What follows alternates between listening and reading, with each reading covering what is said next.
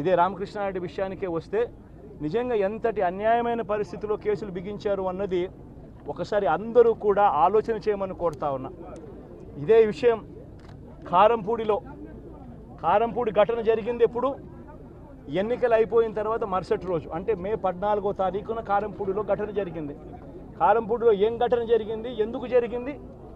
కారంపూడిలో Telugu Desam party చేసిన ఆకృత్యాలకు ఒక SC కుటుంబంలో ఉన్న మహిళలు ఇబ్బంది పడే పరిస్థితిలోకి పోయినప్పుడు వాళ్ళను పరామర్శించడానికి డిఎస్పీ అనుమతి తీసుకునే మరుసటి రోజు, ఎన్నికలు అయిపోయిన మరుసటి రోజు ఎమ్మెల్యే బయలుదేరాడు. ఎమ్మెల్యే కారంపూడికి చేరుకోక మునిపే ఆ ఎస్సీ కుటుంబం అనేది కారంపూడి అటువైపున ఉంటే, ఊరికి అటువైపున వాళ్ళు ఇల్లు ఉంటే, ఆ ఊరు ఎంటర్ కాకమునిపే తనని అడ్డగించడము, అక్కడే గొడవ జరగడము, గొడవ జరిగేది టౌన్లో జరుగుతూ ఉంది, ఇక్కడ నుంచి ఇక్కడ అడ్డగించినారు. అసలు సిఐ అనే నారాయణ స్వామి అనే ఈ సిఐతో కనీసం ఎమ్మెల్యే కనీసం తటస్థ కూడా పడలేదు.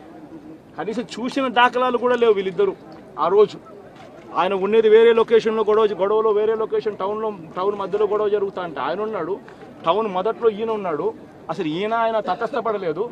ఆయన మీద ఆ గొడవ జరిగేటప్పుడు రాళ్ళు ఇటువైపు నుంచి అటువైపు నుంచి పడ్డాయి. చిన్న రాయి ఏదో తగిలి ఉండొచ్చేమో బహుశా, కానీ చిన్న రాయి కాబట్టి అసలు ఆయన మరుసటి రోజు అదే రోజు మెడికో లీగల్ కేసు కూడా పెట్టలా. అంటే ఎంత చిన్న ఘటన అది, జరిగిందో లేదో కూడా తెలియదు.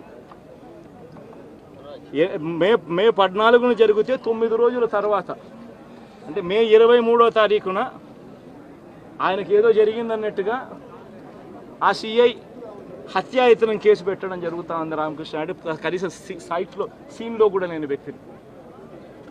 ఇది అన్యాయం కాదా అని అడుగుతా ఉన్నా. అసలు ఇన్సిడెంటే జరిగిందో లేదో కూడా తెలియదు ఆయనకి. ఇన్సిడెంట్ నిజంగానే జరిగిందంటే మే 14న ఆయన జరిగిందంటే మే 15వ తారీఖునే మెడికో లీగల్ కేసు ఎందుకు పెట్టలేదు?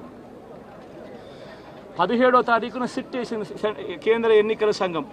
17వ తారీఖు నుంచి 20వ తారీఖు వరకు పల్నాడు ఏరియాలో ఆ సిట్ బృందం తిరిగి ఇన్సిడెంట్ జరిగిన ప్రతి అంశం మీద రిపోర్ట్ ఇచ్చింది.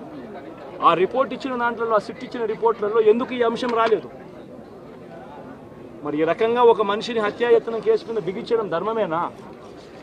ఇంకొక కేసు కూడా తన మీద హత్యాయత్నం కేసు పెట్టాడు.